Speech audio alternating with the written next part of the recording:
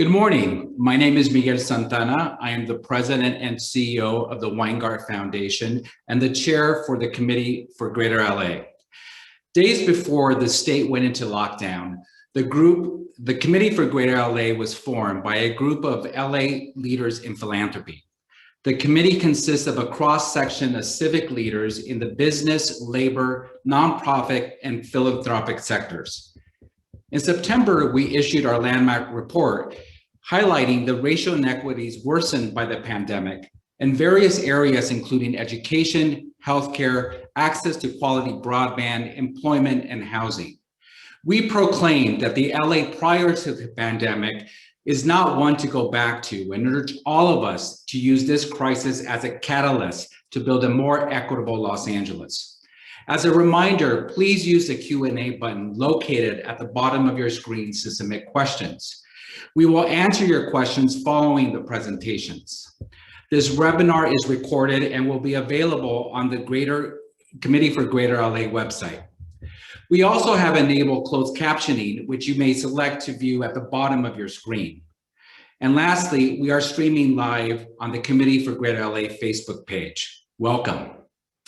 Today, the committee releases its first major policy recommendation following our landmark report. There is no challenge that more clearly manifests the failure of our systems and the legacy of racism in Los Angeles than homelessness. Despite our collective unprecedented efforts and investments, the problem continues to worsen. To be clear, we are not here to point fingers and to make empty promises, but to offer up a new approach, one grounded on shared goals and outcomes and specific strategies to reach them. This approach will clarify roles and responsibilities to establish greater accountability. We propose a strategy informed by objective data and analysis, lived experience, best practices, and expertise. This morning, we will hear from members of the working group who helped develop this plan. Fred Ali, one of the principal founders of the committee and leader in philanthropy and expert on the issue of homelessness. Mark Hawley, Vice President of Strategy and Programs at the Hilton Foundation, who will share why it is important that philanthropy and the broader community support this effort to provide a neutral space for change. Michael Kelly, Executive Director of the LA Coalition for the Economy and Jobs, will share why creating a more equitable LA is important to the business community and how this plan helps us get there. Sarah Dussault, homeless advocate and chair of the LA Homeless Service Authority Ad Hoc Committee on Governance, will share why this approach is needed today. And last, we will hear from Jamar Wilson, Vice President and Southern California market leader for Enterprise Community Partners. Enterprise is a national leader in supporting affordable housing solutions. But first, you will hear from Dr. Rafe Sonnenschein. As the committee thought about how to build greater accountability, we decided to enlist the most renowned expert on governance in Los Angeles. Dr. Sonnenschein is the executive director at the Pat Brown Institute at Cal State LA and has been part and written on governance reform in Southern California for decades. His recommendation is informed by nearly 80 interviews with people across the county working on every aspect of this issue. From elected leaders to people experiencing homelessness, Ray's proposal is uniquely designed for LA in this moment. So let's get started. Rafe. Thank you, Miguel, and good morning, everybody. It's great to have a chance to talk with you on this milestone of a collective effort that we've all been involved in, the people on this stage today and many of you on this call as well.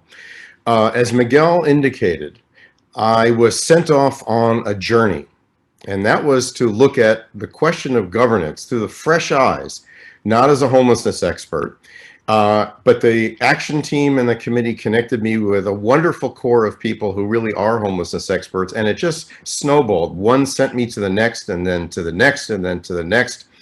And I would certainly not say that I ever became a homelessness expert, but I became someone who knew enough about homelessness to be able to look at it from a governance lens. Maybe someday, if I interview more people, they'll allow me to call myself an expert adjacent, but I think I'm really not there yet. But it turns out that a person with general knowledge might see things a little bit differently from a governance perspective.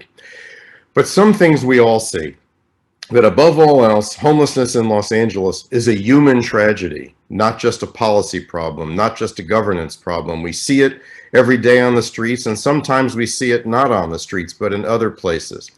It's fundamentally a question of racial inequity. With 9% of the county's population, African Americans represent 40% of those who are unhoused and unsheltered. We also see economic inequity. We see a failure in affordable housing. And we also see the connection between other systems, everything from mental health to incarceration, to child and welfare services, all of which are implicated in this vast problem that we want to get our arms around.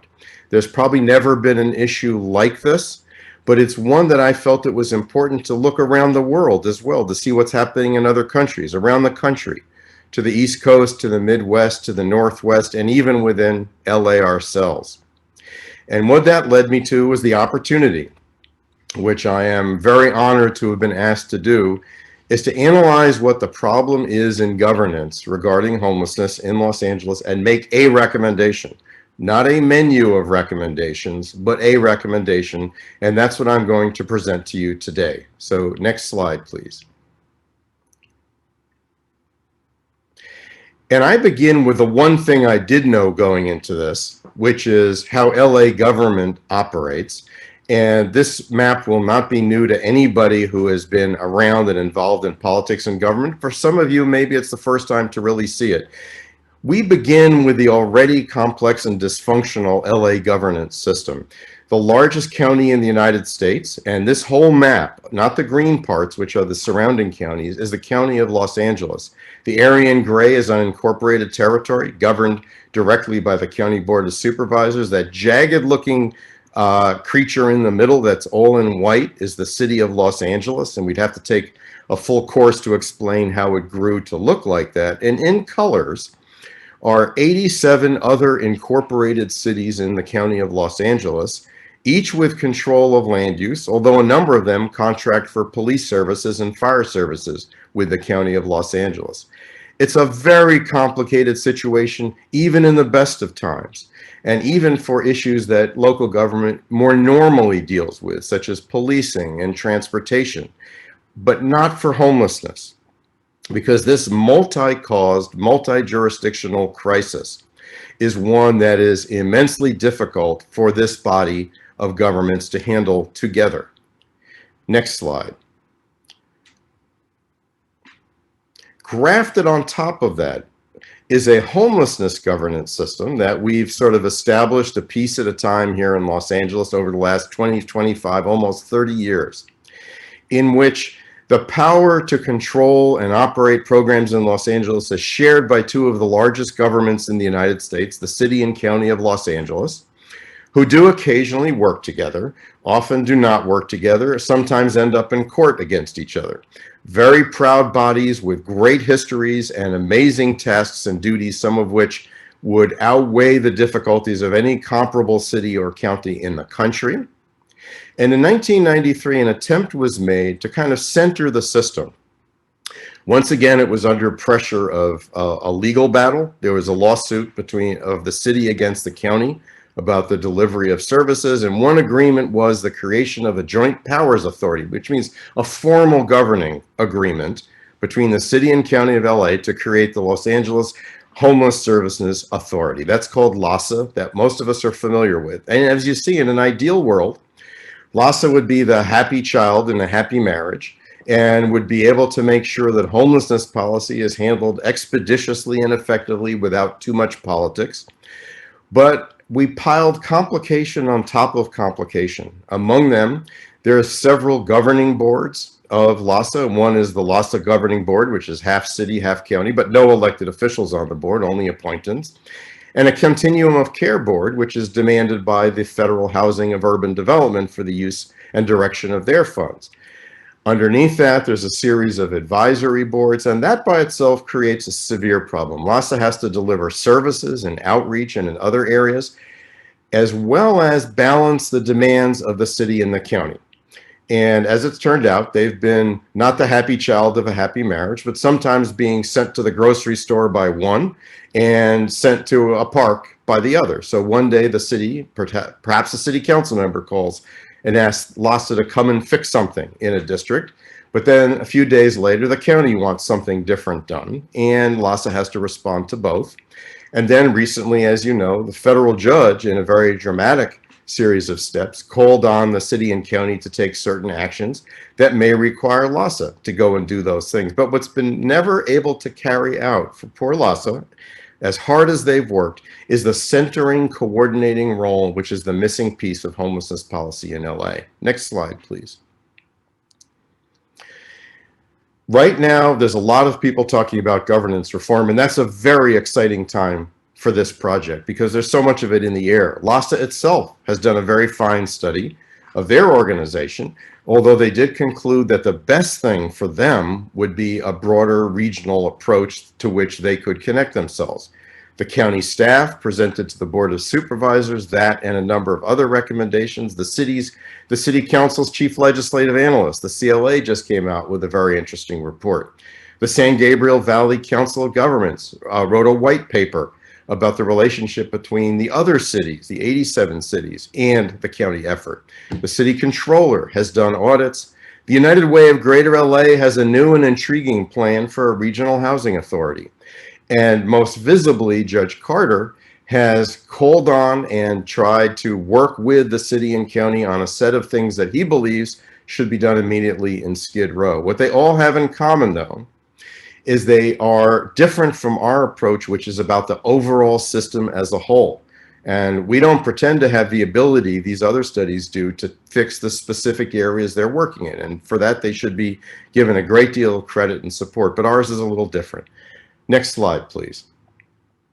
If there's one rule about governance reform, it is this: always solve a problem. Don't start with the reform you want and then find a problem for which it fits.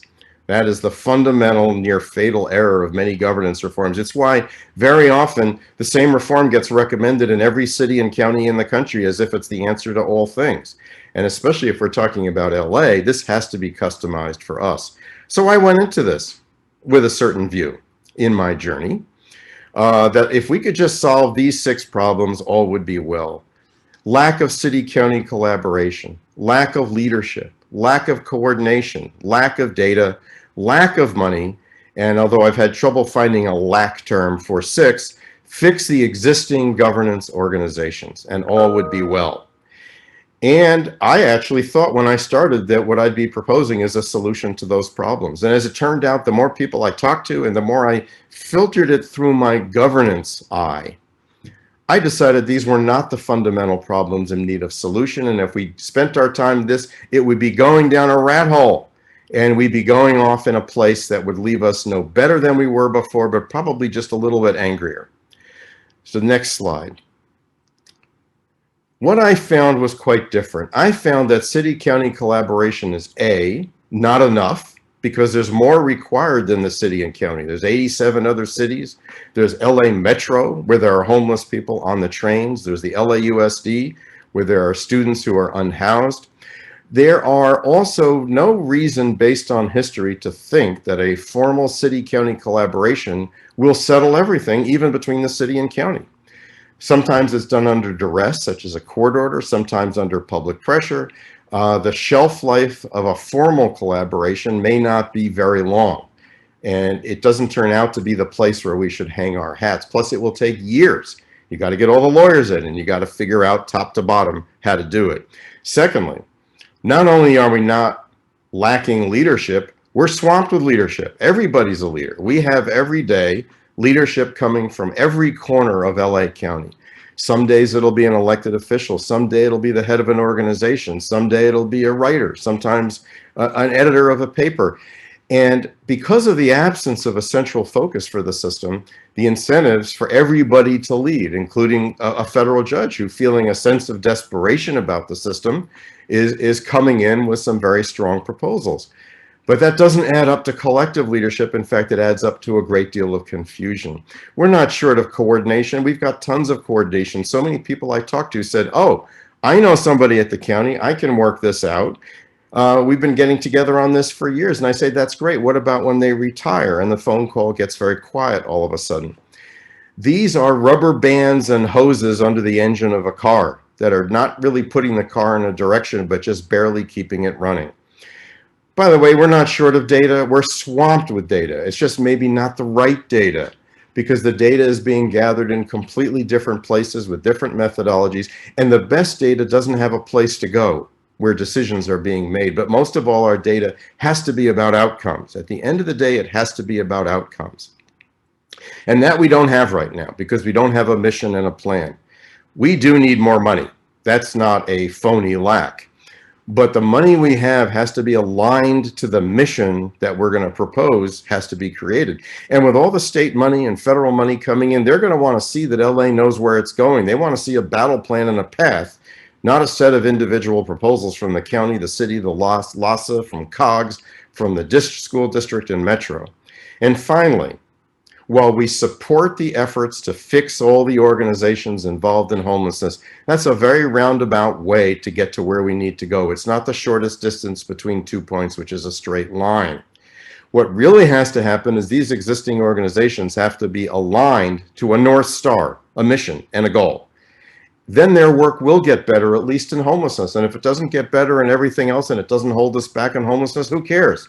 The important thing is that they've got to be working in a path that we're going to help devise. Next slide. And so I've proposed the world's simplest organization. This is not a bureaucracy. I wouldn't even call it an agency or a department. It's a freestanding organization called the Center. Okay, it's not the world's most exciting idea. I had a worse one before, which was the Entity, which reminded me of movies I'm way too scared to watch. But what it is it's a functional title. And I would recommend all of you think about a better title, and maybe we'll have a contest. It's a little bit like when you're on the road and you're starving and you just see a big sign that says food in 5 miles without the name of the restaurant. If you're hungry enough, that function needs to be taken care of. You'll pull in. So for a placeholder, the Center is the center that fills in the missing piece that I found is the problem. The problem is the lack of a center. There is no center to the homelessness effort. And if we establish this with a CEO, with a strong governing board, a strong oversight board, and with these functions, strategic planning, find us a road, a path forward that we can agree on, and then measure the outcomes. Don't get swamped in data. Hold everybody accountable, not for everything they do. We don't care what mistakes get made elsewhere, just for this. And if they can't help us because of a problem in a law or regulation, we'll go to bat for them. We'll go to Washington, we'll go to Sacramento with a policy and intergovernmental relations team, and we commit to a communication strategy which has bad news as well as good news. It'll be the thermometer of what's actually going on this mission.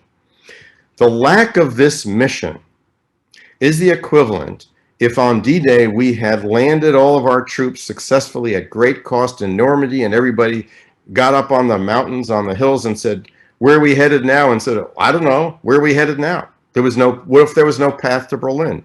Well, some captains would head to Rome, some would head to Belgium, others would try to help out the Russians on another front, and guess what? We would never get to Berlin. That's what we're missing. We don't have it. And that has to be in the center, not aligned, not part of the city, not part of the county, not owned or operated by anybody, but for its own purpose for the whole community. Next slide. And this body would be directed by a very powerful governing board and partnered with a very powerful oversight board, not an advisory board, an oversight board, and a true governing board. And this basically is a mix and match of a bunch of things. It's got a little bit of LA Metro. It's got a little bit of the collective impact model that people like the Balmer Group have had great success with. It's got a little bit of Seattle. It's got a little bit of the Bay Area Regional Action Plan. And you can see all these in the full report, but it's customized for us here in LA. And the number one thing is, while we can't rely on the city, county to run everything together and make it all work, they must be at the head table. They are the principal governments in this region, and their leadership is critically important. And so on the governing board, only 7 members, meant to be very powerful. Essentially ex officio, the mayor of the city of LA and the chair of the LA County Board of Supervisors. But given that the mayor will continue over a period of years, the chair may want to have a single supervisor, whether the chair or another, to serve in that role continually, even though that position rotates on the Board of Supervisors. The chair of the Oversight Board, the CEO both serve on this board, and we were going to ask the governor's office to declare a representative of the governor on the board, not to run it, not to have the state take it over, which isn't going to happen and we don't need, but to keep an eye on how they can help and to see what we are doing.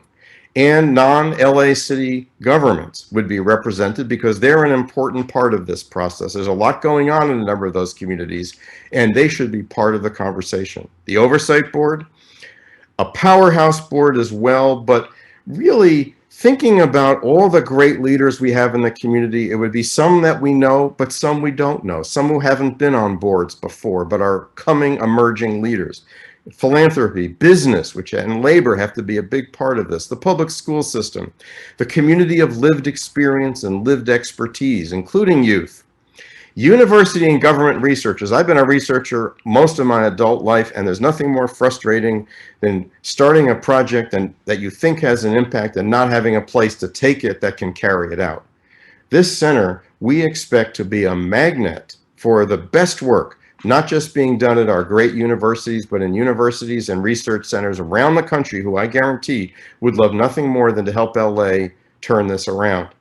And leaders of civic, provider, and faith-based organizations. And I especially say we need to remember the faith-based organizations and what an important part of this process they are.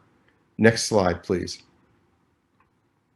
Before I tell you, and we're near the end of the presentation, what the entity does not do, let me tell you what I also believe this is. On one of the calls we had the other day, one of our very important stakeholders was listening to it, and he said, "You really also mean this to be the moral center of the system." And that goes back to the very beginning of my presentation, which is this isn't just a policy problem.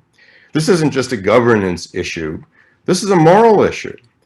And what we can do in this center is bring all of our moral authority, not just the people on the boards, but all of us in the community, to bring our moral weight to bear, to create a magnetic force that from the center doesn't become a black hole, drawing things to the center for nothing to happen, but a place where energy is created and produced to really bring about change.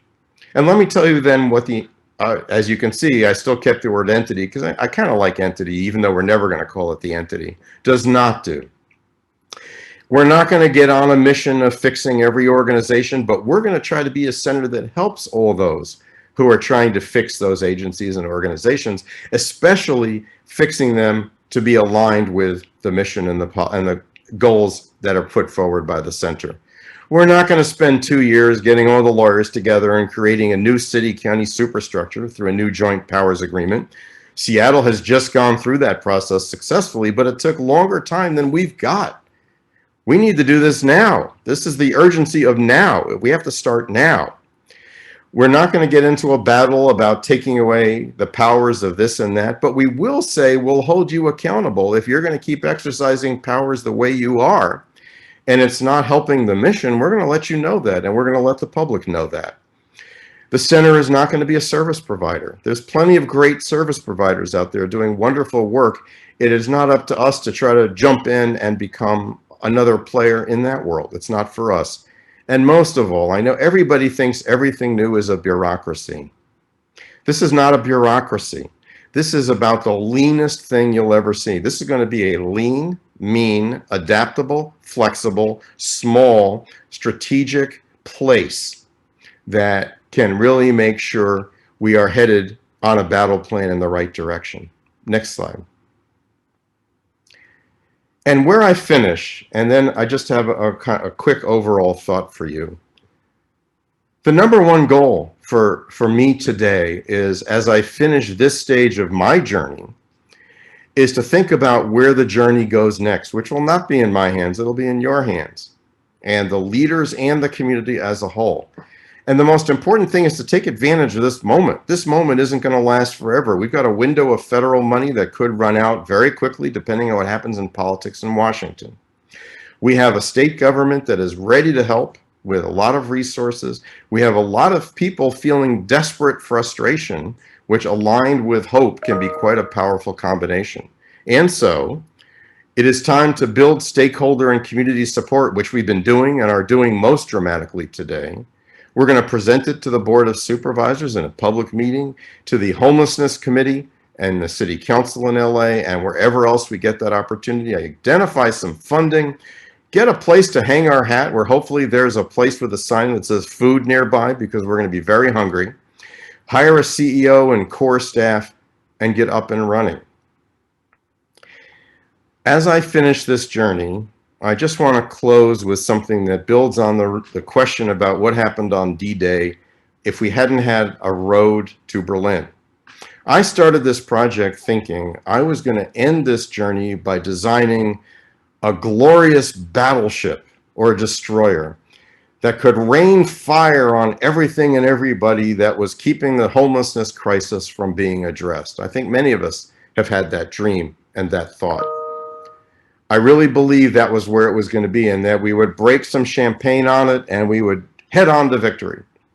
But we never would have had a path to Berlin if we hadn't solved the problem right in front of us that was the hardest problem of all, which is how to get our troops from those destroyers and battleships onto the beaches at Normandy. Because there was no technique to do that. They were too far away, and even when they launched weapons, it didn't dislodge the German defenders. But a very eccentric engineer named A.J. Higgins picked out his boat that he had been designing for years and borrowed a little bit of this and a little from that. And he created something with no name, a very technical name, and people just finally called it the Higgins boat. And it turned out to be a landing craft that had an opening that would allow our troops to get to shore. And that solved the problem in front of us. It was an ugly duckling. If you looked at it, you wouldn't crack champagne on it. But I swear, I think this idea is a Higgins boat. It doesn't look like a battleship, a destroyer. We're not going to crack champagne, but it's smack at the problem. And I'll tell you, when those troops came ashore on Normandy, that was the end of Adolf Hitler. Not because of the battleships and destroyers. The difference here, and then I'll close, is that there was an engine for the Higgins boat. The motivation that will make this work, since it can't rain fire on anybody, but maybe it can get us to shore to create a plan to get to Berlin, metaphorically, is your moral energy and your willingness to jump in and make this happen. Thank you very much for your time. I much appreciate it. Thank you very much, Ray, for your tremendous work. And good morning, everyone. I have spent over 40 years of my life working in and around homeless services and policy as a service provider, as a grant maker, and an advocate. Sadly, I also have a family member who experiences homelessness, and I agonize about this every day because I've known too many people and worked with too many people who have not survived on our streets. This is not just a professional issue for me, but it's something that is deeply personal. What we're talking about today is just not some academic exercise. It's about the lives of thousands of people and their families, as well as the future of our city and county. And like so many Angelenos, I am very frustrated by the lack of progress we seem to be making, despite the great and heroic work of so many people, including elected officials, our service providers, both public and private, the leadership of the United Way, and the commitment of many of our philanthropic institutions. Dr. Sonenshine's work clearly explains why we see this lack of progress. And most importantly, he offers a carefully developed response based on sound research and countless interviews with experts in the field, including those with lived experience. As Dr. Sonenshine points out, what we lack is a problem-solving center where the city and county and other key stakeholders can come together around a common mission, agreed upon goals and outcomes, and most importantly, a plan to achieve them. And as my colleague Sarah Dussault will explain in a minute, there are many critical, important issues facing the city and county right now that can only be addressed effectively if through a regional governance system. And with the help of philanthropy, we can stand the center up right away and get busy on this important work. Now, the committee expects that some people may respond to this proposal with some skepticism and have questions about how this might work and whether or not this is the right approach. We welcome that and look forward to the dialogue, because at the end of the day, this will only be successful if we have broad civic engagement and commitment. Today is really about a call to action across all sectors and for all Angelenos to engage your support for this effort as an important next step, addressing an issue that is very important to all of us, that profoundly affects all of our lives. A minute ago, I talked about the important work that so many people and institutions have done in addressing homelessness. And on the top of my list is certainly the Conrad Hilton Foundation. And representing the Conrad Hilton Foundation today is Mark Holly, their Vice President of Strategy and Programs. I can't imagine where we would be in this fight against homelessness if it had not been for the unwavering support and commitment of the Conrad Hilton Foundation. Thanks very much, Fred, for the introduction, and Miguel for the invitation to be a part of this important work. Additionally, I would like to express my appreciation for the excellent work of Dr. Sonenshine. We've been very impressed by the thoroughness of the inquiry and the inclusiveness of the voices in the study. I'd like to briefly highlight three quick reactions. First, as has been noted in the report, the homelessness situation presents a very complex challenge.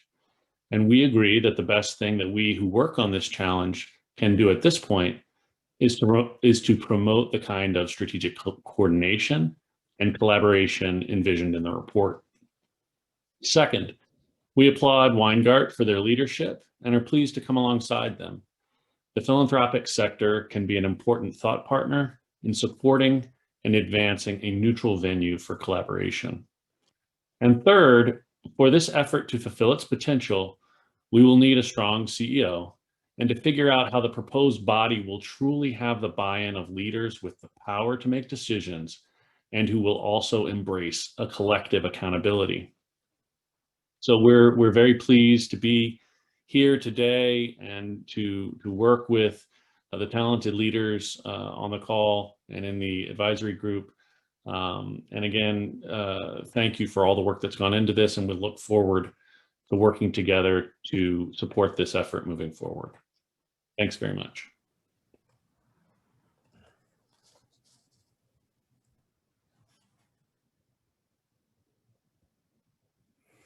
Good morning, Michael Kelly with the LA Coalition. First off, the good news, LA's economic recovery is underway. The bad news, look, we're not going to have a full and more inclusive recovery if it's not achieved, if Angelenos do not solve this ongoing homelessness crisis. Today's proposal, I think, is a great first step that business leaders will and they can support, because it would build a stronger foundation from which the public and private sectors can come together to coordinate and advance the best solutions to accelerate the necessary support for our most vulnerable neighbors. LA leaders have spent the last decade focusing on spending billions of dollars in investments in our region's physical infrastructure. We've seen it at the airport, and the port, and LA Metro. The problem I've seen is we have not paid enough attention to investing in our most underserved communities and those who live in them. Oliver Wendell Holmes, former Justice of the United States Supreme Court, once said, "Taxes are what we pay for a civilized society." Business leaders are frustrated because LA's failure to house its most vulnerable residents shows that taxpayers, they're no longer feeling they're getting a good return on their tax investment in our public sector.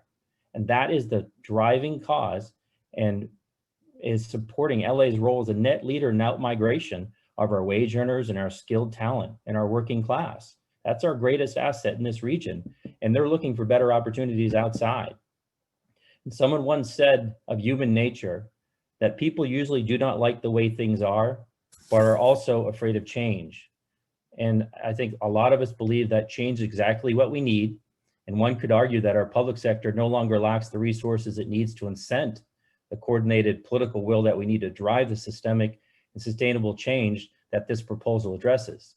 I look forward to working with LA's business community and everybody on this call to help everybody play a leading role in making sure this idea comes to fruition, and that those of you on today's call who will hopefully highlight this proposal as a necessary step toward meeting this challenge. Thank you. Thank you, Michael. Hi, I'm Sarah Dussault, and I am a LAHSA commissioner appointed by Supervisor Hilda Solis. And I'm also an advocate in this space. And I experienced this so personally through my brother, who's been on and off experiencing homelessness in Los Angeles County and also suffers from mental illness. So I want to thank this group and thank Rafe for this work. And I just want to kind of bring home some simple points that are important to all of us and make sure that we get the right feedback from all of you to make this as effective as possible. Essentially, we're proposing a board that includes elected officials with a to-do list. There is a similar group in the Bay Area that has just set a goal of reducing homelessness by 75% in the next 3 years. And that could only be achieved through collective action by setting a common table so we can leverage change. We have huge opportunities in this moment, and those are specific to the state resources that are coming available. We saw in the governor's budget, $12 billion that's being allocated to end homelessness. We see our federal government is already adding vouchers to our region of about 3,300. So how are we going to leverage all of these resources for change in order to disrupt systems and create lasting change? And we believe through this research, which included many people with lived experience, and many people have been advocating in this space for years, that it's collective action that will make that impact. So through collective action, we would be able to look at the effect of the lack of mental health care and how that is impacting people both in housing and who are unsheltered. We can look at alternatives to incarceration and the ATI work that is going on at the county and is honestly incredible, but how is that tied into making sure that people are not unhoused? We can look at access to substance use treatment. We can look at the fact that we're not meeting our regional housing affordability goals. We're not producing enough housing for everyone. And the goal of this work, this collective impact work, is to really design systems at scale. We have to be able to say there's 66,000 people, there's whatever the number is, we're going to house everyone. And we believe, we have that optimism that we actually could do this. We could tackle that big of a goal if we create a center, if we create that kind of collective impact, that communal table for change. And we've seen that similar types of proposals in other cities. But this is something unique to Los Angeles. As Rafe was explaining, we have an extremely unique jurisdictional and governance system of many cities and a county system and all sorts of other systems that have impact on this issue. And we hope with your help and your influence that we can create a highly effective model that could really tackle this challenge. And I believe we can get to functional zero on homelessness. Thank you.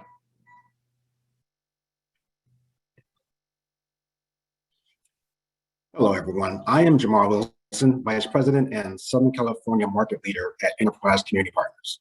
We are a national affordable housing nonprofit with 40 years of experience working in communities across the country. I'm here this morning in place of Jacqueline Wagner, who is a member of the Committee for Greater LA and Enterprise's President of Solutions. While I'm new to some of these conversations, I'm not new to LA, and I'm not new to working on these big issues that impact everyone in our community. We've been talking about the homelessness crisis in LA for a long time. While that's been happening, our neighbors on the streets have been living in it. Now all of us have the opportunity to be part of the solution, and we can turn this dialogue into action.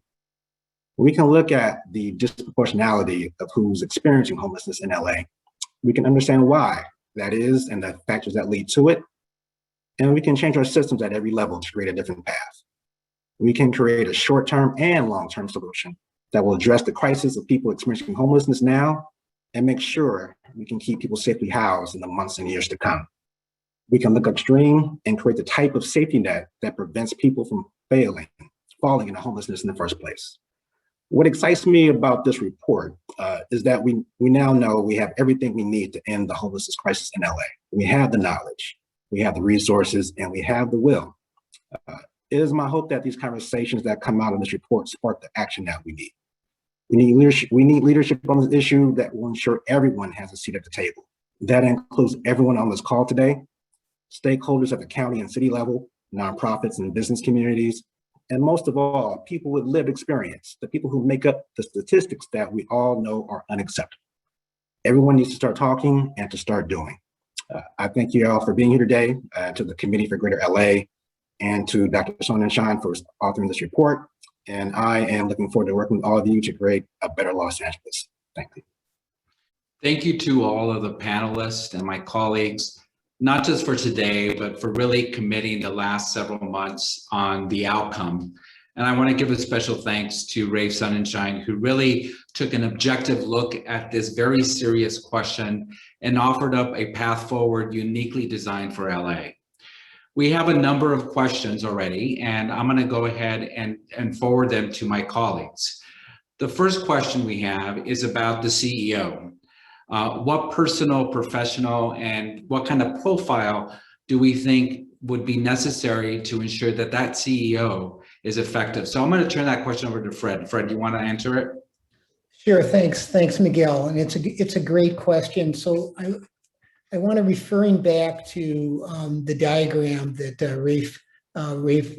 Rafe presented today. This is, first of all, somebody who has the background and experience to manage the interplay and direct the interplay between a strong oversight body as well as a strong governing board. Someone who most importantly understands how to manage and direct a strategic planning process based on data and sound research. This becomes very, very important because at the heart of the center is a strategic plan with outcomes and goals, and obviously strategies to accomplish those things. So obviously we are looking for somebody who also understands city and county government, but also the importance of community engagement and has experience, hopefully, in all of those three things. So we're looking for someone who's diplomatic, who's open and inclusive in approach, and with the background and experience to do the things I've just referenced. Thank you, Fred. We have another question regarding the relationship between the center and the various elected officials. All you have to do is see the news today, and you could see how our elected officials are feeling so much pressure by their constituents to do something about this problem. Sarah, perhaps you could help give us some guidance as to how does the center support the work of elected officials, not just in the city of Los Angeles, but among all the cities in LA and the Board of Supervisors? So that question is about the tension between the hyper-local solution and the regional approach. And without a collective table, without us organizing collective goals, collective efforts, the hyper-local approach is always going to be ineffective.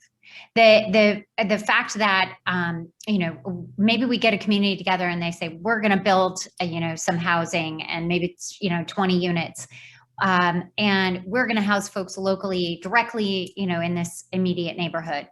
I mean, I support so many of those efforts, but the reality is, if we don't address homelessness regionally, because of the fact that it is complex, it contains all this cross-sector work, whether it's the need for access to mental health care, or the need to address, just plain old affordable housing as opposed to supportive housing.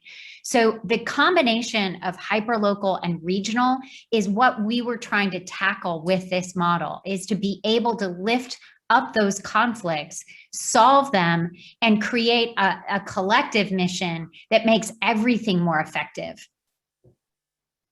Thank you, Sarah. There's an important question about how Rafe got to the conclusion, and whether or not we were able to actually talk to people with lived experience who are experiencing homelessness today to get their important perspective. Rafe, do you want to talk a little bit about the different individuals you spoke to and the kind of input that they gave? Be happy to. It was one of the most exciting and important parts of the research project. I thought it was extremely important. I think I only touched the surface, by the way, probably in a lot of sectors, but particularly in this one. I was able to have 3 in-depth interviews with members of the lived experience community, and then with the help of one of our colleagues on the action team, I had a kind of a focus group with about a dozen. That was a very frank and blunt and exciting conversation where I learned a great deal and just was anxious to learn more. And I think as this continues, what it reminded me is that these conversations need to be at the central focus. Right now, I will say in general, these are all confidential conversations, as all of my interviews were. So I'm not going to go into what individual people said. But I really heard a feeling that folks feel they have something to offer the conversation, and to some degree beyond their individual situation, which is important. They believe they have insights, and I heard a lot of insights that affected me in the writing of the report. And I think since the center is the center, the lived experience and lived expertise community needs to be in that center, because that's a central focus. Right now, I don't think it's enough to be on advisory committees unless those advisory committees are advising the people with the most power. So I think I only scratched the surface, but it left me with a real hunger to do a great deal more. So there's a number of questions about, well, how is all of this going to get paid for, and how is it going to be seated? So Mark, could you talk about the important role that philanthropy and the private sector play in creating a neutral space to ensure that this center focuses on the work primarily?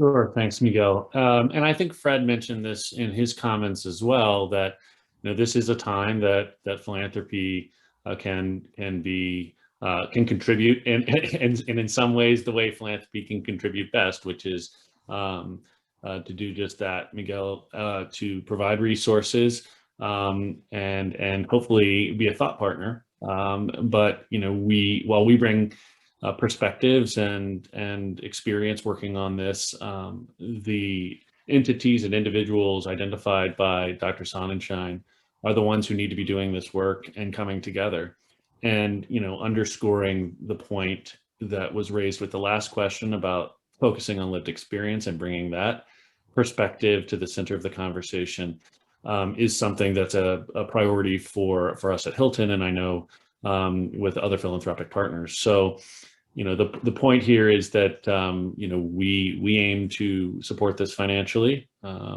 and we call on other philanthropic partners to come to the table.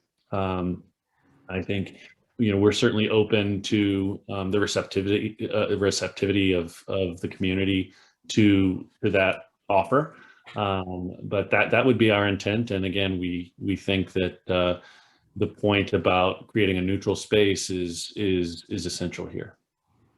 Thank you, Mark. Sarah, you mentioned your advocacy around mental health. There's a question about what role will health-related concerns, including mental health, play in the development of strategies. How will service delivery systems be coordinated? How will costs and revenue streams be aligned? How will treatment be part of this effort? So could you provide a little guidance on the role of health and mental health? Sure. And the goal is, again, this central table that includes elected officials to whom these various, departments, whether it's the Department of Mental Health, the Department of Health Services, and the Departments of Public Health actually report. And with this more streamlined, collective table, the goal is to be able to set those big goals around what services are lacking, or how do we create better access and insight. Right now we have silos of different systems. So for example, the loss of boarding care beds in the mental health services world has greatly affected people who are living unsheltered. And being able to have that transparency and insight at one collective table across these systems could enable us to be far more effective than we are today. Thank you, Sarah. There's a question about, well, how is this different from LAHSA? Wasn't LAHSA's job to try to provide this kind of coordination? I'm going to ask Fred and Rafe if you could help answer that question. Yeah, happy to start off, Miguel, and refer it back to Rafe as well. But so LAHSA is obviously something that continues to be needed within our homeless service delivery system. But what LAHSA has been plagued with is really a lack of clear authority and clear definition of responsibility. And the center can help with that issue.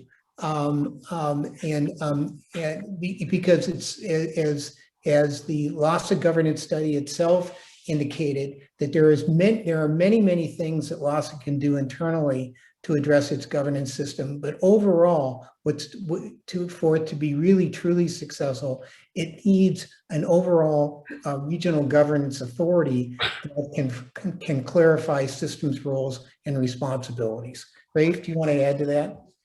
Yeah, I think I heard a few people would say to me, blow up LAHSA, get rid of LAHSA. I never thought that was a good idea. And I think if we didn't have LAHSA, we'd have to recreate LAHSA in many ways. It fills an important function. But I think that the center complements LAHSA by taking off its shoulders the regional thing that people had sort of unrealistically expected it to do. The other thing is the center, I believe, can have more flexibility to resist being, let's be blunt, kind of pushed around politically than LAHSA is really in a position to do. I think anybody in that structure is going to have to be very responsive to calls that are coming in the way that they're calling in. That may continue or not continue, but the center, I believe, has the opportunity to be above that. And as Sarah has pointed out, the center is going to be dealing with systems way beyond what's in LAHSA's portfolio. All the entryways that Jamar talked about, all the ways to get to racial inequity turning into justice means looking at all of those systems. I don't think that's a place where LAHSA can both be delivering services in homelessness field and going out and trying to find out the impact of incarceration and all the other issues that we've been talking about. We've got to be able to get our hands around that. So I think it's a complementary relationship. And I'm very happy to say that because I think that's best for everybody. I think it was important to point out that during the time that Rafe was doing this work, 3 different distinct reports came out to answer the question, what role should LAHSA play? Mm-hmm. How can it be more effective? Should it exist at all? And the city has its report, LAHSA has conducted theirs, and the county has its report. What's missing is a place to have a conversation about where there's a path forward that merges the best ideas from the city, from the county, and from LAHSA to provide a very specific role to the role of LAHSA moving forward. And that's certainly an opportunity that we're creating. Ray, since I have you, could you also answer the question about what other existing models you looked at? You know, maybe reference your work in comparing the Metro example, and why didn't you recommend a Metro type system with very clear authority? Sure. I actually sort of tried these on like a suit of clothes each time to see if they fit, and they really never quite fit. Metro was almost too governmental in a sense. It was an aggregation really of governing authorities from city, county, and local governments. And in that sense, it was very, you know, it had some appeal, had a lot of power. But the more I looked at transportation as an issue, with all of its challenges, it's not remotely comparable to what is called for in the issue of homelessness policy in terms of the systems involved. I just didn't think it was the right fit, and I thought it would give people, it would take too long to create one, and remembering that Metro was created by state law, there's a lot of sort of moving parts to do there. I did look at other models, some of which were more just like the oversight board, and that would be a collective impact model, but I didn't think it had enough clout for the elected officials. So at the end of the day, rather than taking a model off the shelf from elsewhere, I think I sort of went to the yard and took pieces of one and pieces of another. Some stuff from Seattle, because Seattle did manage to get a joint powers authority, but they have a different situation governmentally than we do. And then ended up saying, what we really got to do is make this a system that if you mash it all together, can provide the kind of collective leadership that only in Los Angeles would look like this, which is the electeds at the table, the community leadership at the table, the people being involved in the crisis at the table. So that's, I did gain from some of those other models. I just didn't think any of them really fit snugly for us. Jamar, the enterprise is a leader in affordable housing, has done significant work throughout the nation. Could you share a little bit about how this fits into the work of enterprise in the last few minutes we have left? Sure, very briefly. Enterprise has been active at the state and local level around homelessness issues for quite some time. And most recently, the state level, we took an active role with Project Room Key and Project Home Key to the tune of 46 million in state money was used. We were helpful in stewarding that capital to create 6,000 units and assist thousands and thousands of people who are experiencing homelessness. We're also working at the county level. As I mentioned, Jacqueline Wagner, she serves on the LAHSA as a LAHSA commissioner. But we are also working with LAHSA and helping to create solutions and efficiencies with the coordinated entry system. And we focus on solutions, we focus on policy work. We have signed on in support of a lot of policy legislation. And we're also working at the city level and with nonprofit organizations to build their capacity to build affordable housing and permanent supportive housing. And so we will remain active on the solutions front at different levels, policy and programmatic. And we are also focused on racial equity. And so we look forward to ways that we can involve and lived experiences and put a bullseye on racial equity as we move forward. Thank you so much, Jamar, and thank you for your leadership in building affordable housing. I'll close with the last question, which I think is a critical one, and that is, what is the biggest threat? What is our biggest challenge to try to get this work going and to be successful? And I'll answer it by saying three things. The first is that in many ways, our systems are designed not to work together. They're designed to be independent. They're designed to be accountable to specific constituencies, and they're designed to be removed from political influence. What we're trying to do is take away the focus on the micro, on what happens in my neighborhood, and ask the question, what should happen for the region? And in order for this to be successful, in order for us to have a coordinated plan, we have to be informed by what happens in our neighborhood, but insist that there be a regional problem, a regional solution to a regional problem. And that doesn't come easy, because we have to change our hats to think of our collective well-being, not just our own individual well-being. The second threat is the fact that the crisis is real. There are people in very specific communities throughout LA County who are angry, frustrated, and disillusioned.